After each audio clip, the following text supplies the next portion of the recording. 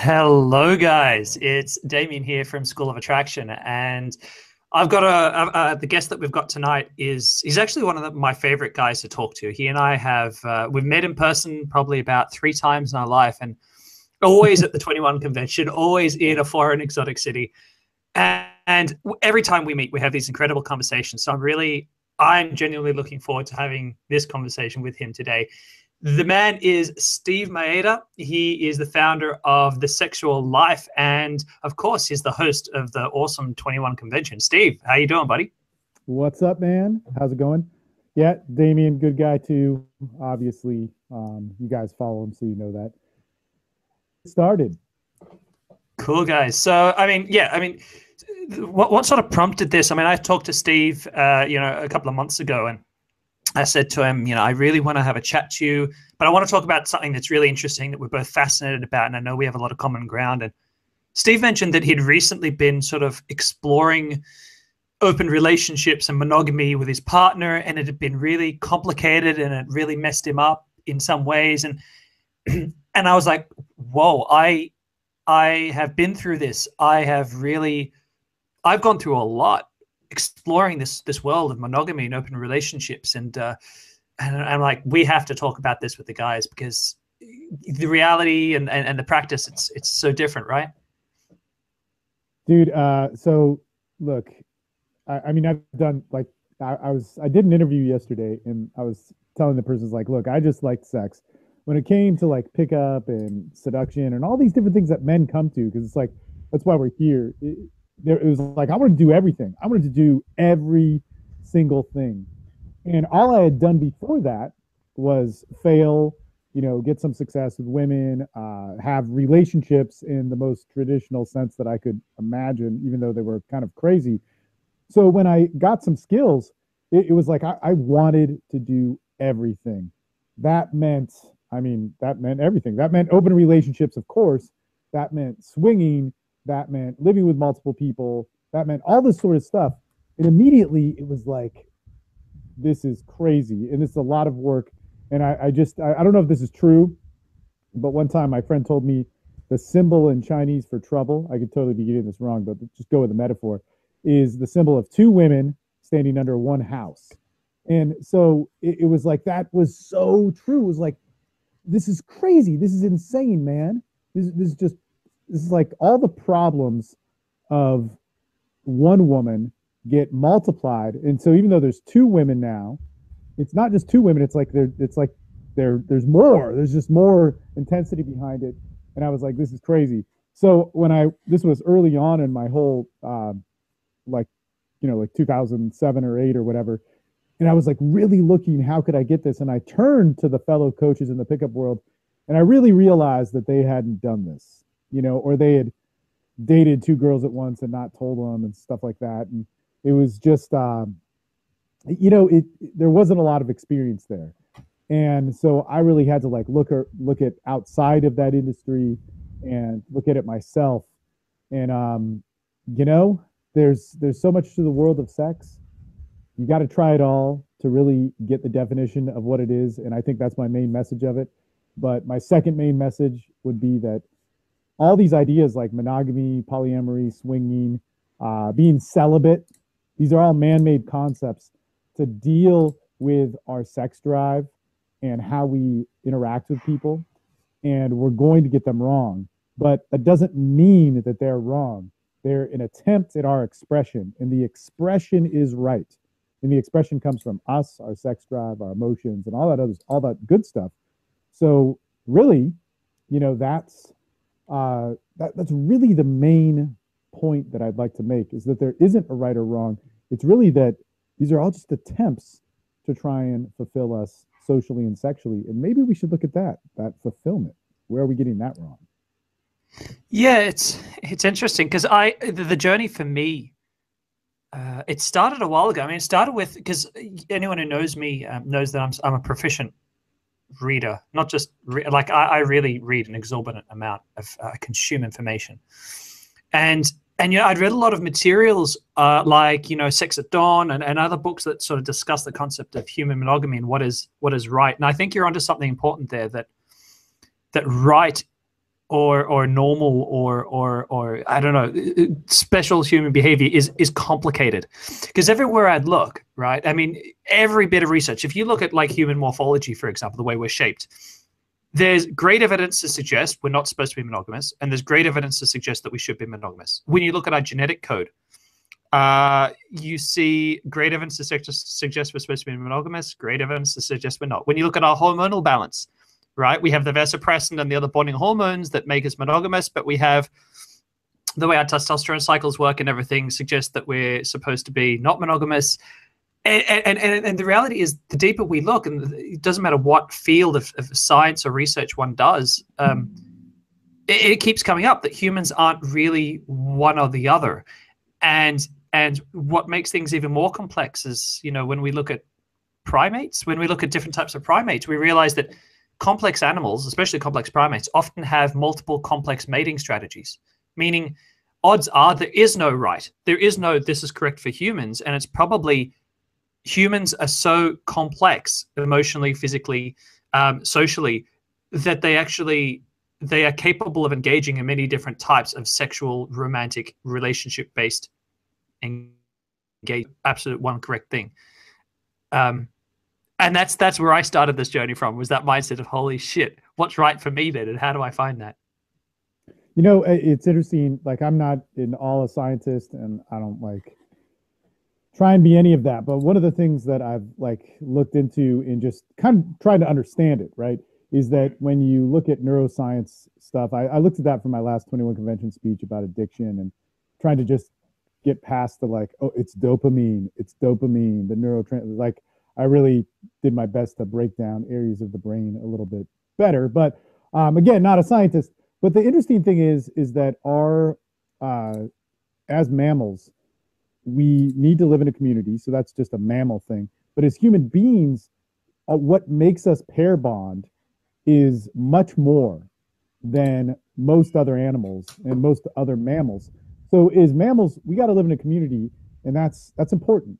You know, we'll pack up, we'll be influenced by one another, and that's very, very important. But then also as mammals, we're one of the three that has sex for pleasure. And so that means culturally it's going to be part of our language. Our sexual behavior is going to somehow build into our identity of who we are and how we interact. And the other thing is that our part of our sexual dance is that we do pair bond. So another thing about monogamy is this is some interesting stuff, and is that you're going to feel it. If you're sexually active and you're having good sex, you're going to feel the urge. You will hands down feel the urge in your life that you want to connect with that person, and you'll feel that you want to connect with them for the rest of your life, forever, in that moment. And that may last a day. It may last a couple seconds. It may last just until you come. It may last, you know, for months. It may last for years. But that feeling, in order for it to sustain past months, it needs to, it needs to evolve into more than just that feeling. So the early feelings of that pair bonding, of that love, of whatever you want to call it, that urge to connect and to be with that other person, right, is going to last a short time, right? Even though it feels like forever, and you're going to have to work at other things to make it work. Now, here's the interesting thing, right, is when we're not feeling that, when we're not emotionally connecting with people, when we're, you know, we could be being social, we could even be being sexual, but not fully connecting emotionally, or we've made the choice because we've had some pain in relationships to be single, then we see that as totally illogical. And we go, man, that doesn't make sense. I don't want to do that. So when you think about this in your sex life, and I know this for my sex life and everybody else's sex life, you're going to wear many, many different masks that are all a representation of you. All right, they're not fake. And one's going to say, I want to be with this person. Another one's going to say, I want to fuck everything in the room. Another one's going to say, I just want to be alone. I don't want to have any sex. Another one's going to say, I want to have, you know, experimental sex. And I think that that's the best way to look at human relationships, is that to take pride in that, rather than when we feel monogamous or we feel like we're swinging, to feel shame around that. That doesn't do anybody any good. Yeah, I think that masks thing that triggered something for me. And the thing that it triggered for me was one of the difficulties. I suppose in a minute, I mean, I would like to share our experiences because I think our personal Yep. experiences are useful for the guys. But before we do, I think that because for me, my difficulty was also something would happen because everything you're doing is out of the ordinary. Once you engage in an open relationship and start to engage in that dialogue, everything you're doing is it's socially, it's you're breaking a lot of social rules that you've grown up Yeah. with and been told this is how it is. Your mom and dad told you this is how it is. Disney told you this is how it is. And all of a sudden you're experiencing things that are outside of that you've grown up being told if this happens, something's broken. So I really struggle with that. Like I would have an emotion myself and I would think, shit, I'm thinking about this girl that is my partner. What does that mean? Does that mean my relationship is broken? And it's even worse if your partner's having feelings about someone else, which is inevitable too in an open relationship, right? I mean, these sex and emotions are not separate things. It doesn't matter if you're a dude or a girl. Um, what does that mean? Because it's really easy to tell yourself that story that you grew up with, and it's Yeah. really hard to take those masks off and be willing to just be whatever and let someone else be whatever's natural to them too. I found that ridiculously hard. I felt like my partner should be what she's supposed to be, like in my head, what she's supposed to be rather than whatever she is. I find that really hard to do myself and even harder to allow someone else to do Totally. who I loved. And anything that is giving you a rule. I mean, so when you look at this, like rules come from society, culture, religion, all these different movements within society and culture. When anybody's telling you what to do, you're not being yourself. Now, as in the learning process of anything, especially a behavior like socializing and sex, which are two separate things that come at two separate times in your life. In fact, like your sexual brain doesn't stop changing until what is it, like your early 30s or something. So there's so many different um, like ways that you move, and you change and different ideas happen. So like the early 20s you is very different than the early 30s you, let alone the early 20s you with a sex drive is very different than the early 30s you with a sex drive, and so on. So we change a lot as that happens. But that all being said, like think about the social movements, the political beliefs, the just ideas and ideals that you had when you were 15, and think about that when you were 20. And then think about how that ties into sex and think about how that ties into trying to figure out when you got dumped by your girlfriend or when you realized how powerful your sex was or how powerful your dick was or whatever it is, right? Think about that brain in that moment. And they're two very different things. So the experience with what you have in you, man, it's tough. And then the other thing with that is we need the guidelines to follow. We need that to follow. But at the same time, we need to know that our experience is the greatest thing. So if I believe in, like, let's say, uh, I'm 20 and I believe that having a girlfriend is the right thing and being honest and just going in and never lying and trying that out and having it not work. Well, so what? That doesn't mean that I need to abandon my ideas. And in my early 20s, it was totally like, fuck this, whatever. But it means that I got experience, and that experience is going to show and guide me who I am. That's the biggest thing. So I need some training wheels. But when I take those training wheels off and I fall, it's not the bicycle's fault. It's not the path's fault. I may need to get on another path, but it's me on the bike, and that's the relationship that I'm trying to build. Yeah, I mean, I agree. And I'm thinking actually as I hear you, if I put myself into the shoes of 26-year-old Damien who hadn't really been through this path yet, I'm 33 now.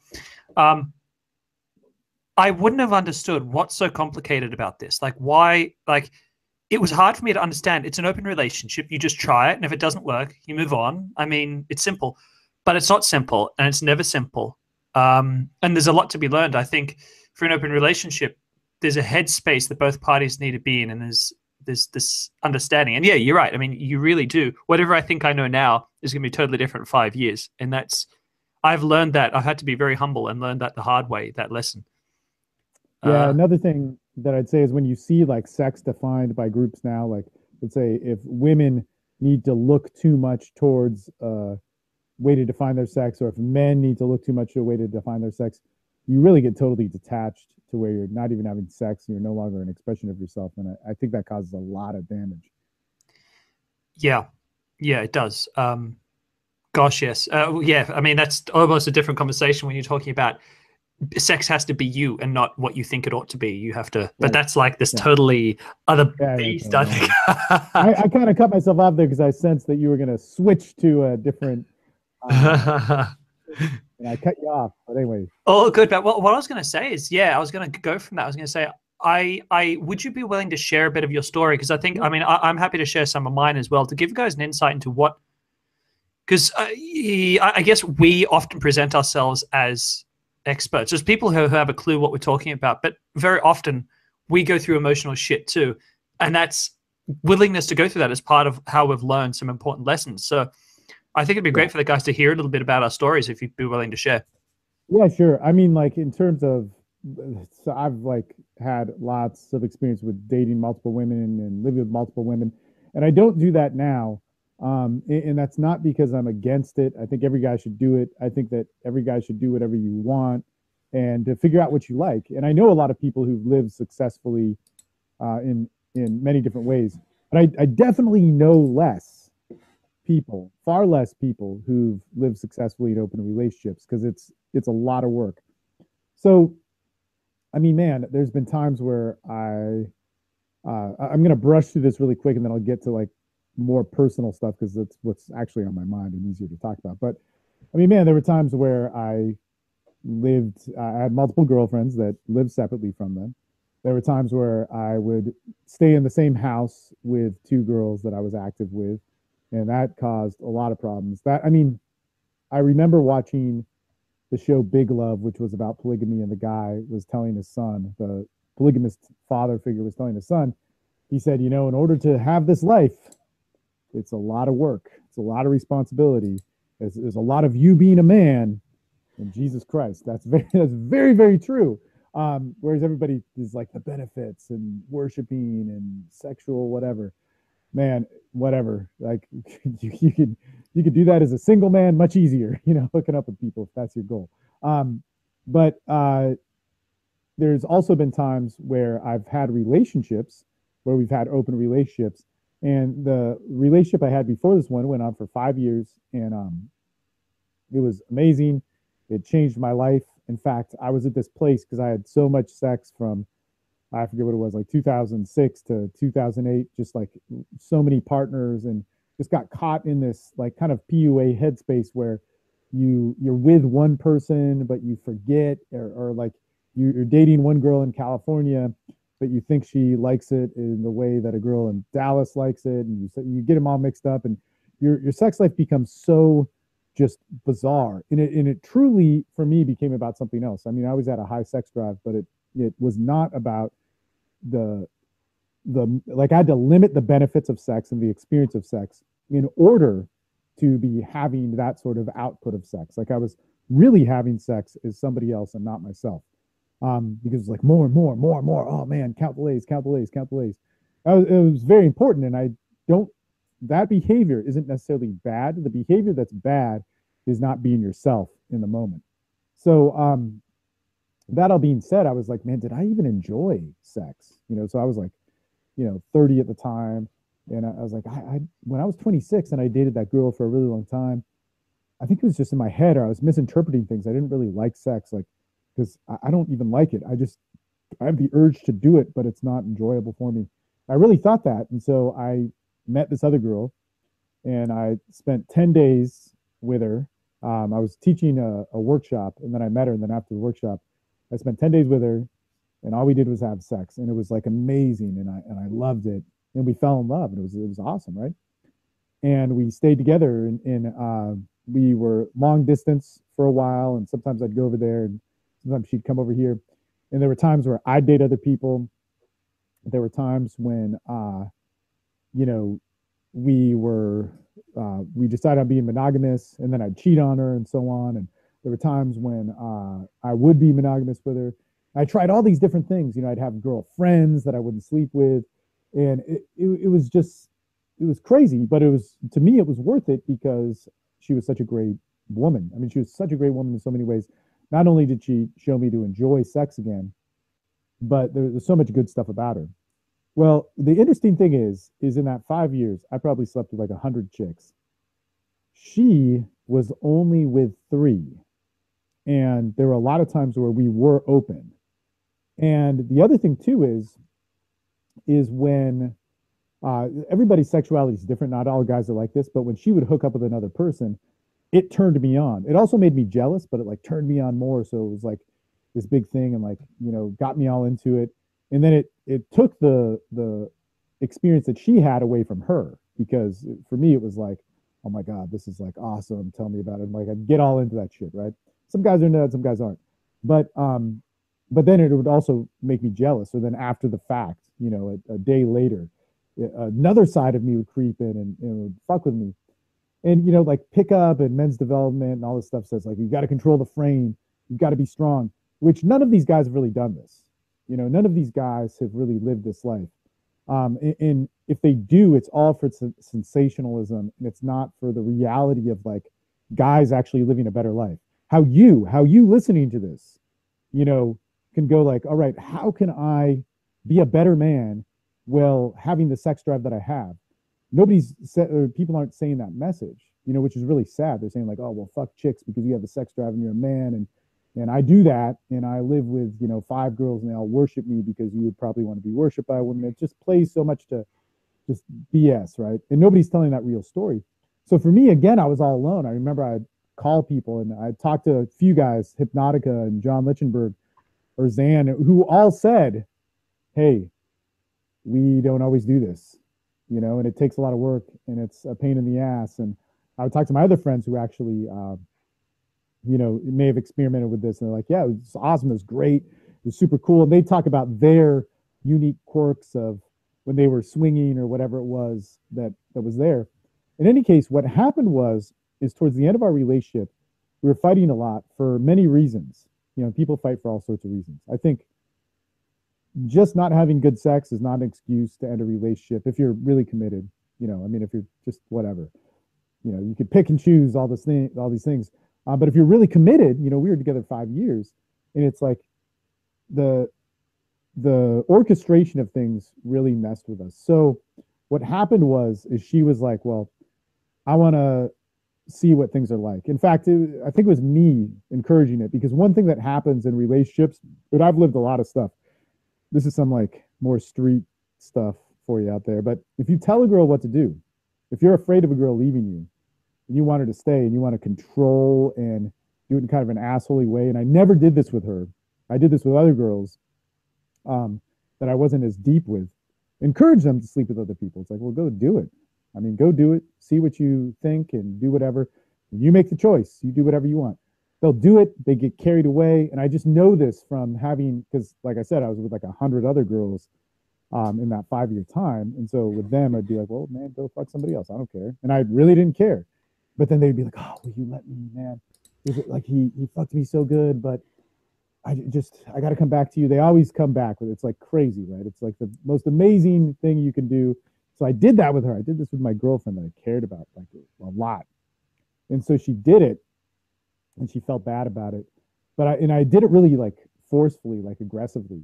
I was like, well, do it, man. You say you don't care. Like I was mad, you're done with this relationship or whatever. Well, go do whatever you want then. It's like, do it, man. You're so smart, type thing. Totally wrong move. And I remember talking to one of the guys in my mastermind group at the time, and he was like, you should just get out of the relationship, man. You're doing like pimp stuff with her, and this is your fucking, your love. You shouldn't do that. So anyway, that was it, like 4.5 years. Well, it took about 6 months for us to totally implode after that. And it sucks. And it was for the best for both of us. But when I got in a relationship again, so I got out of the relationship. I'm like, I don't want to be in a relationship. I'm just going to get laid. It got on like a lot of the online stuff, just did a ton of like, it's so easy to get laid off of those. And just because I bought Damien's Tinder app. Actually, Tinder wasn't around when I was doing this, but no, man, it just got bored. And then I met a girl that kind of swept me off my feet, and I was like, wow, this is crazy. Maybe I could have a girlfriend again. I don't know. And it's crazy because she was like, I'm not ready for this. And then I met shortly after that, just because my mind was, I was like, wow, maybe I could have a girlfriend again. You know, it's been about 6 months, which is not long, and I'm like, God, I don't know, you know. And then I met Maria, and it was like instant. And I remember once we realized that we were really in love, it was like, hey, I want to be with you, and I don't want to be with anybody else. I don't want to play any of that shit. And she was like, me neither. And she's a really sexually experienced person. Now in that relationship, you know, we've been together almost 5 years now. We've done a little bit of experimentation, and her rule is she doesn't want me sleeping with anybody. She'll get too jealous, and that's always been the rule. So I haven't. But for, I mean, like a couple years, I was like, you could do whatever you want. And like I said, I have that thing where I'll get turned on by it too, but it also make me like jealous and pissed off as well. And like all women with this, they don't like if you allow it or if you like open the door. Now with this, it wasn't like forceful, but they don't do it much. I mean, she only went to experiment once, and in a way, like, well, she immediately didn't like it. And then when we got in a big fight a couple months back, like a really big fight, she talked about how much that actually affected her, and it bugged her. Now, in the moment, maybe not, or all those different things, but the way sex and relationships and emotions sit with somebody over time, dude, it's so different. So that kind of gets me almost to present day. I mean, I haven't talked about a lot of the stuff that's happened more currently with Maria and I can get into it, but I want to see if you want to say anything too, because I've been talking for a while. Well, good, man. You tell a good story. It's I'm sitting here nodding my head. I'm like, yep, yeah. I guess, yeah, it was interesting. It's interesting. My heyday, my pickup days of going wild were like 2005, 2006, 2008, 9 as well. So it was kind of both going at the same time at different parts of the world. And that was a really crazy period. And it was interesting that, you know, I met my current partner, Divya, in 2009. And when we met, we were both like, just so you know, I think you're hot and I get along with you, but I don't want a relationship. And she's like, yeah, I'm here in the same space. So let's just have fun. Let's, you know, hang out. But this relationship shit ain't happening. But she was an incredible woman, and we had such amazing talks that we had that chat too. And we said, you know what, I've done all this crazy stuff because I'd never done an open relationship in the past. I'd sort of done the whole you're seeing one girl and then you go and pick up another girl together and, you know, all that kind of stuff. But that's not an open relationship. That's just fucking, you know, multiple girls, right? Yeah. It's just being single. And so anyway, as our relationship started, we were really monogamous, and it was an interesting experience for me. But we agreed that, and she really fostered this in a strong way. And this was confronting and powerful for me at the same time. And she said, I want a relationship where, and I think you do too, and you don't realize it, where we share everything that we're thinking. Like, we're not assholes about it, but we actually are willing to. I think most problems in relationships happen when you think things that you think are wrong and don't matter, so you don't say them, you know? And I want to have a relationship where everything is shared, all thoughts and feelings are shared, so that even while it's difficult, you always know where you stand. And this became really interesting when it came to other people, because, you know, I would say to her, you know, I am feeling feelings for this girl. And it's kind of bugging me a little bit. What are you thinking about this? And she would say the same thing to me. You know, she'd say, I'm feeling feelings for this guy. I like you, and I don't want to ruin the relationship just for this feeling, but this feeling's here. And it was really interesting that, and it was a big lesson for me. And I think this is a lesson for not just open relationships, but any relationships. I think that there's something powerful that I felt, because in the past, as a younger guy, if I felt these urges, I would not know what to do with them, and they'd fester. because they weren't being talked about, and anything that gets repressed just fucking explodes internally, right? And it was really interesting that sharing with her, having this dialogue, which was, I'm having these feelings or she's having these feelings, and we talk about them.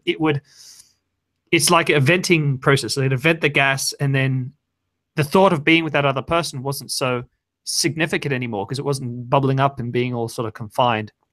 And that was amazing. But it also led us down this journey of realizing that, hey, I think it's actually quite normal that a lot of people would be in a relationship and want to do things with other people, because I'm not necessarily an abnormal human being and you're not necessarily an abnormal human being. We're just being honest with each other. And people cheat so often. But here we are being honest and saying that we want to be monogamous, which we do, but we both kind of feel like we want to be with other people too. And, you got this thing in relationships, and this could be what, who was it who was good timing? Was it Louis? I can't remember. But someone was saying he was thinking about being in an open relationship. The problem is that in a relationship, you can't possibly keep making that other person feel special and sexy forever. Like, that is a really tough fucking gig, year after year after year. And so you want to feel like the man, and women want to feel like she's this sexual, sexually exciting thing. And it's really hard to make your partner continue to feel that. And my partner, Divya, and I, we thought, all right, well, maybe it is actually healthiest to sleep with other people and I guess get to feel these feelings and bring that excitement home to our partner. Normally what a lot of people do, and then the statistics bear this out, a lot of people just go and cheat on their partner, don't tell them about it, and use that as a way to kind of maintain excitement in the relationship and all this kind of crazy shit. And so we thought, but if we do it openly, this should be, maybe this is healthy. Maybe this is the natural thing to do. And it was interesting because I'd never felt any insecurity in relationships before. But when this whole thing started, I was going insane, like in my head. Just the thought of her being with another guy, the threat of another man being around, the threat of her being interested in another guy, like it drove me insane. Like, it really fucked with my shit. And I didn't know, I mean, it took me a long time to really understand it. And I think that in my personal experience, obviously I can't talk for everyone because everyone's going to be different, but for me, it was a couple of things at play. The insecurity itself was like a byproduct of other stuff going around. And one of the big factors at play, funnily enough, I'd never thought about myself in this way, but for me, it was about control. I couldn't control, like, I had done so much pickup that I'd learned to control social situations. I could control conversations. I could control outcomes. I could read people. But if she's out with another man doing stuff, I can't control the emotional journey she's going to go through. And all of a sudden, I had no control. There's nothing I could do but just sit back and go, well, fuck. And I was really unaccustomed to that. I'd learned to really dig control. And I think control is a really big deal for a lot of guys. Like, a lot of shit that guys pull, like that, the men that I work with, a lot of it actually comes down to control. I want to be able to control if she'll message me back. And you can't control if a girl would message you, or if a girl wants to go on a date with you. You can't control shit. You can influence it. You could be a charming motherfucker and hope, but you can't control anything. And if you try to get too comfortable with the concept of control, life will serve you a really tough lesson. And that was a lesson that I was learning at that point. But the other lesson and the other part to this, actually, and I think as we talk about open relationships and whether they're healthy and whether they're good for people to do, is that actually my partner, Divya, she was getting into it for some of the wrong reasons. And she didn't know this herself. I mean, she was being as honest as she knew how. But one of the things that was resonating with me was something didn't feel right around her motivations for wanting an open relationship. And that was sort of, I was picking that up on a subconscious level. So for her, she had met me when she was 20 years old and had never really had a chance to be a sexual woman outside of, like, with me, and to play and be silly and be crazy. I mean, we met, we started a company together and it became successful and we became business people. But she never really got to be stupid and young because, she just her childhood and everything else, she never got that. And so she was actually trying to escape and actually have romances with other people and engage in this stuff you usually do when you're in your early 20s. And she didn't get to do because we met when she was so young.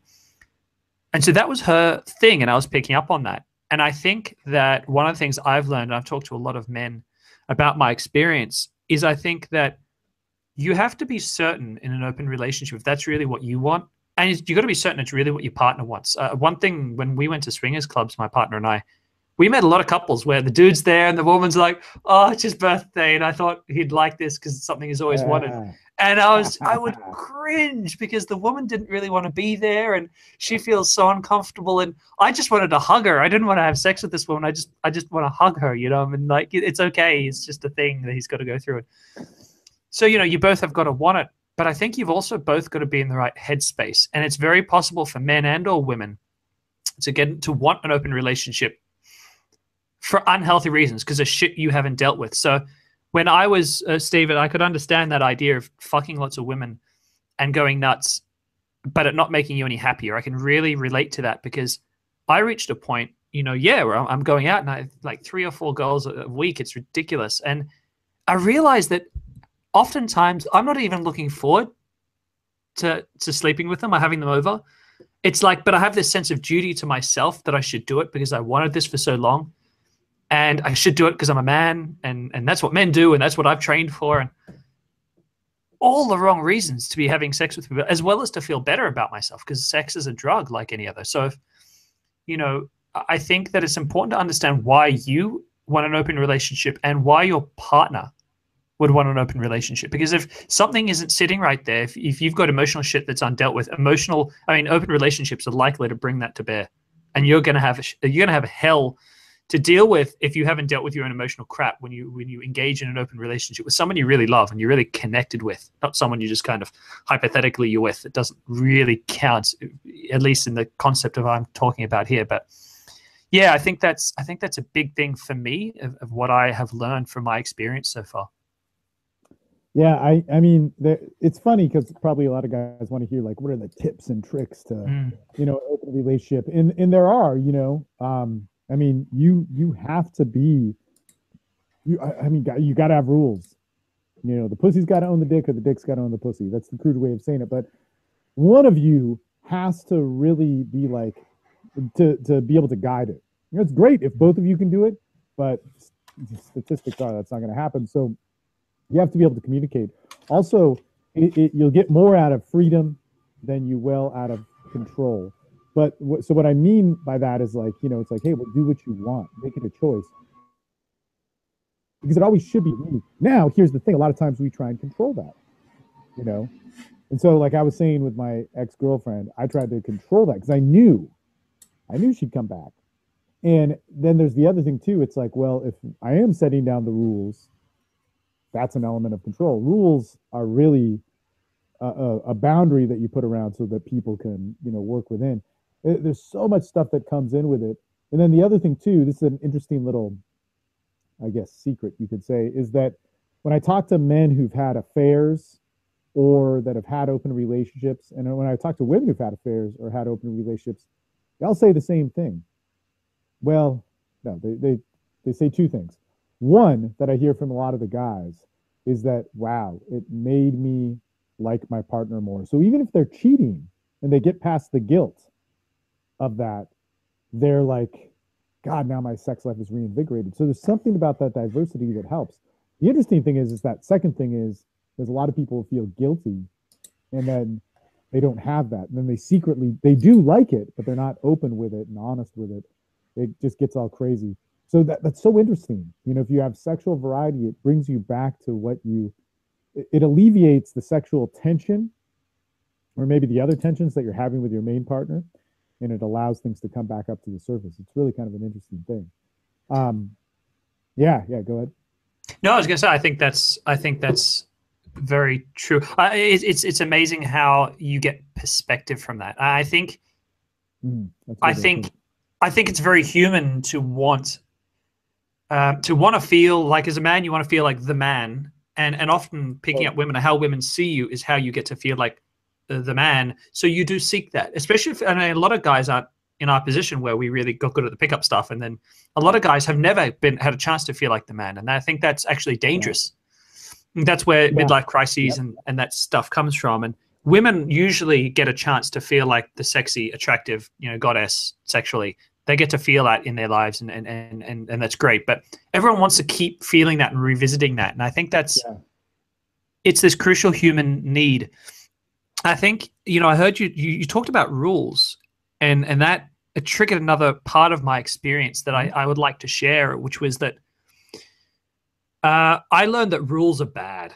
And I think in relationships, rules are bad. I think that's again, it was part of my control thing, but I'll tell you why I think it, my theory, and I'm interested to see what you think, Stephen, is that rules are, when we are given rules, we often, we want to break them, B, we want to fight against it, and C, no rule is really like absolute, and every rule has exceptions, and it's totally messy. Yeah. And what I've learned, and I learned this from open relationships, and I think this is important in an open relationship, was that you don't have a rule. You have this is what I want. This is what I feel like I need. And this is the boundaries that I feel like I'd have. Like, I feel like if you did this, it wouldn't be okay. And that it's not a rule. So you can do the way that I'm saying this is what I want and need. You do what you want and need as well, but with a knowledge of what I need. And if you break that, if you do something that doesn't work for me, tell me about it and we'll talk about it. I don't know how that will impact our relationship, but it's something that I don't like. Yeah. And I mean, look, go ahead. No, I was just going to say, and I feel like that was really powerful, because the second you had that, the second it wasn't a rule, the second it was like, my partner doesn't want me to do this, whatever this is, this act, it doesn't even have to do with women or monogamy or other, people. But the second it's not a rule, it's just this is what my partner really wants. I can break it if I like. It's not like, you broke the cardinal rule, you're a dead man. It's, oh, I don't like this and I feel really hurt about it. I'm having horrible feelings. It might, the second it's not a rule, somehow I felt more compelled to work with it. And if I felt like I wanted to do something outside of what she said she felt comfortable with, I was way more likely to talk to her about it first. And the same was the other way around. And I think setting rules actually sets you up to have really a lot of difficulties, because your boundaries will be pushed in any relationship. And if you call them rules, you're suddenly stuck in this weird position of, I'm supposed to break up with you, aren't I? But I don't want to. But you've broken a rule. Aren't I supposed to lay down the justice? God damn it. What am I supposed to do here? Rules and boundaries. So, I mean, first off, basically what I was saying is that somebody's got to wear the pants. Yeah. And that could be, maybe you wear the pants in this area of the relationship, she wears the pants in this area, whatever. But I mean, it's got to happen. But rules, I mean, I'm the least structured person in the world. And where you see people enforce hardcore rules, it's when they don't know. And when I don't know something, I put a rule down. So if I don't know how to get in shape, I put a rule down on how to eat and get in shape. But then eventually it becomes my expression, where I'm going to want to go to the gym and eat properly on my own.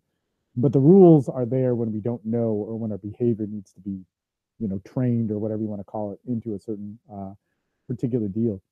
But hey, there's a few things, because we're running out of time, right?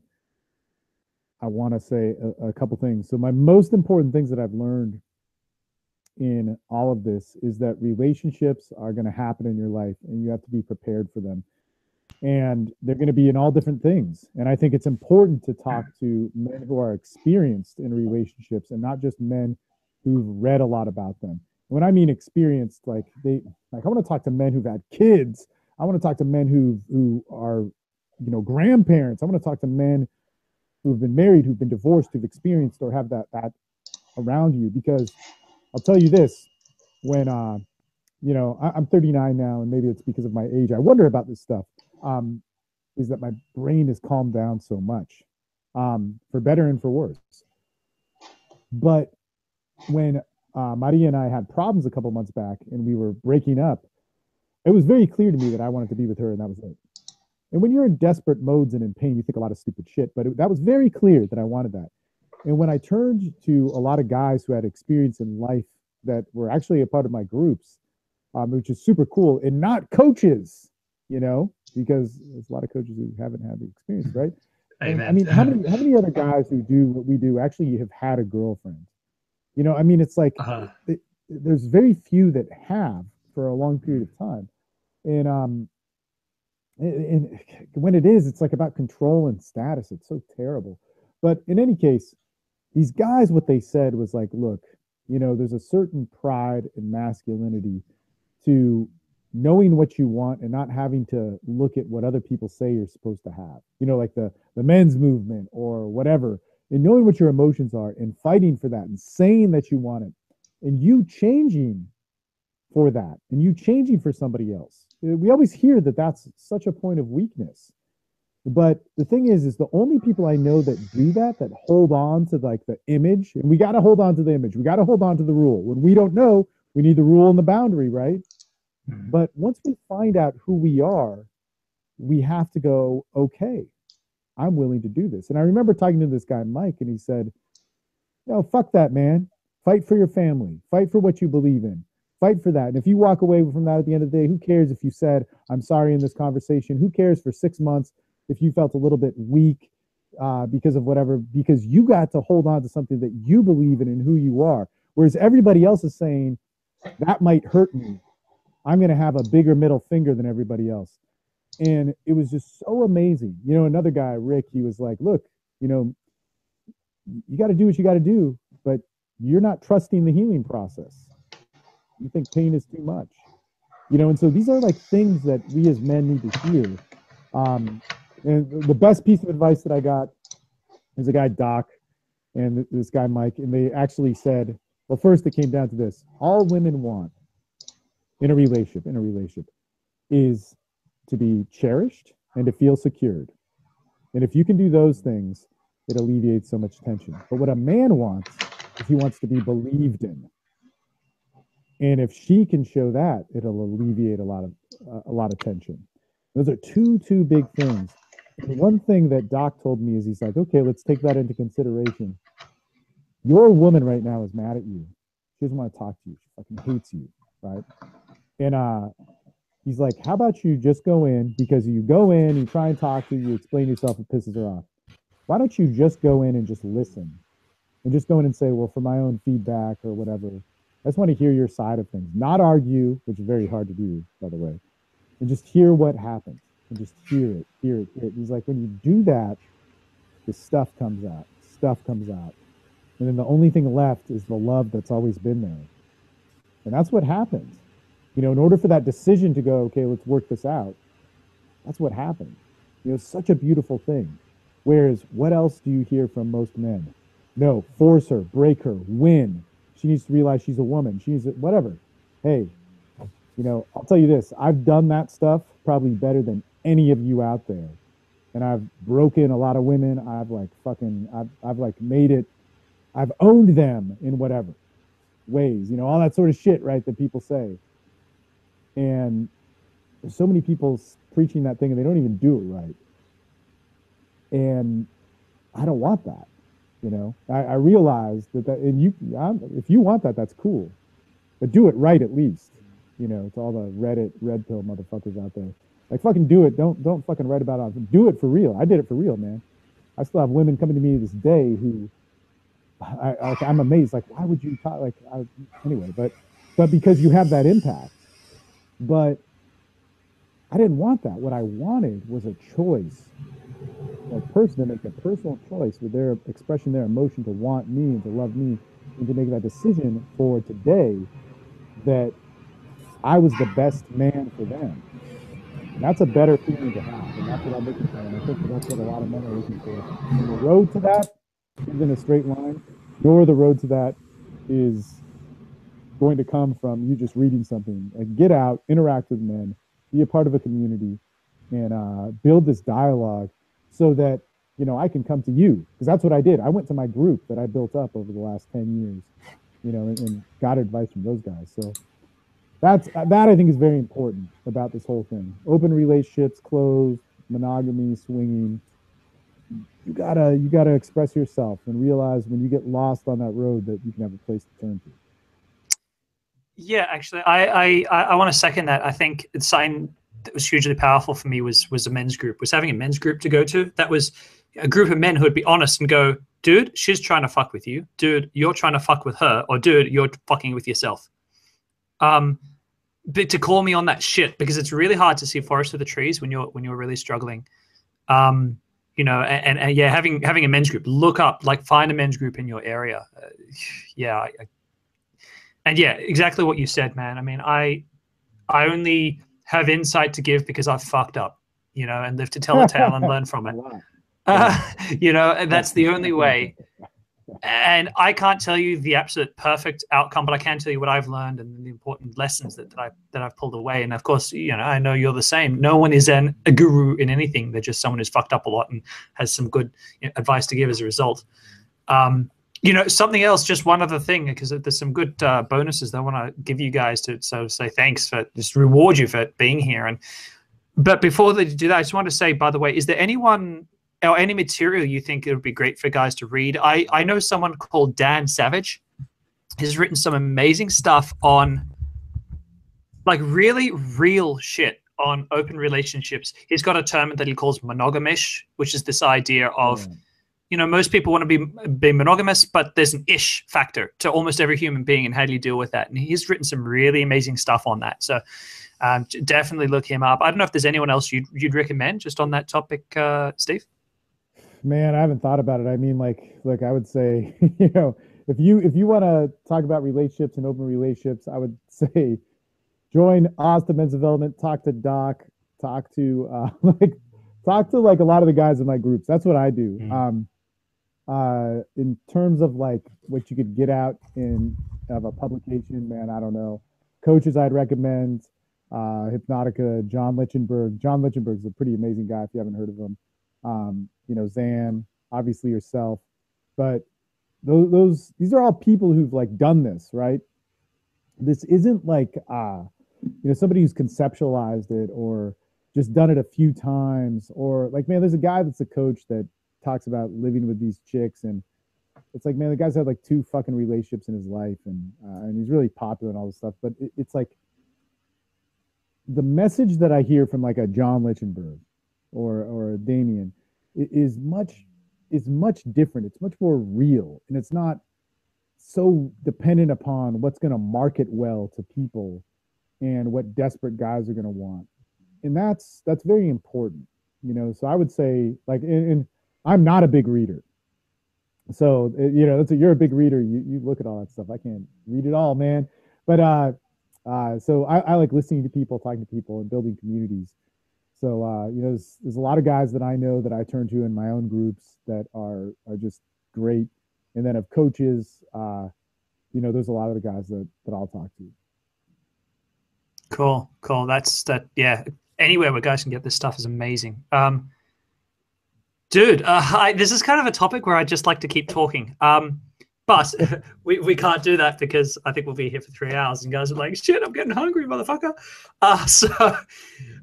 Dude, you know, as you guys who've seen some other talks know, every time I interview someone amazing, I always want to make sure that we've got something amazing to give away to you guys. I love men who take action. You're my favorite kind of men. I can relate. I'm an action taker. Steve's an action taker. Steven, there's a really awesome course that you've got that you're offering to the viewers. You want to tell them about that? Yeah, so there's the Instant Connection course. This is a social dynamics course, and perhaps I should have added some stuff on relationships too. We have those too, but it's called the Instant Connection course. It's a 4-part video series, and this will basically it very thorough videos. I say, you know, you go over it all in 4 hours, but I say take 2 weeks, you know, to really digest it all. But what it will do is teach you how to meet somebody, be totally normal, be yourself, build a connection, build structured conversation. So you do learn some rules to have your conversations flow by so that you can let go of those rules and truly be yourself and build deep connections with people. Like you should be able to do it like within 2-3 minutes after that. And then also how to get sexual, make the conversation not just about being friends or end up in the friend zone, but to state intent and be that guy. So to meet people, build conversations, and to build a really intense connection and to show that sexual intent is all in there. And it's all broken down over video, as well as you can download the slide PDFs to it and so on, so you could read, you know, the different dialogue templates. It's really good. It's a great first step for guys just wanting to express themselves. And I'll tell you this, like, even if you're not into the whole social dynamics thing, and you're like, well, my priority is not to go pick up chicks. Learn this because there's guys in my courses who've made like $20 million sales using the rapport techniques in this. So, I mean, it's if you're a salesman, if you're out talking to people, if you're somebody that wants to build connections with the deepest part of somebody, it's a really good course for that. And the exact stuff that, man, two of my friends, they're salesmen. I don't do this. They do it. But they all tell me, they're like, well, I have these opportunities in my life. It's just that I did the exact same thing to get intense rapport with people. And he showed me their emails like, man, I've never had a guy talk to me the way that you did in my 20 years of finance banking. This is insane. I only want to do business with you. It's just, it's crazy. So this course breaks that down, and it's good stuff. That's really awesome, man. I'm gonna have a watch myself. I'll double the rapport thing. I mean, I have, maybe they're similar. I'm really curious to see, but in part of the offer that guys can get through me as well is a rapport process. But I agree that if you can connect with someone really effectively, like in a really deep level, really quickly, that is not just about women. That is a life skill that every human being needs to have. So yeah, that sounds amazing. I'm definitely going to grab it myself.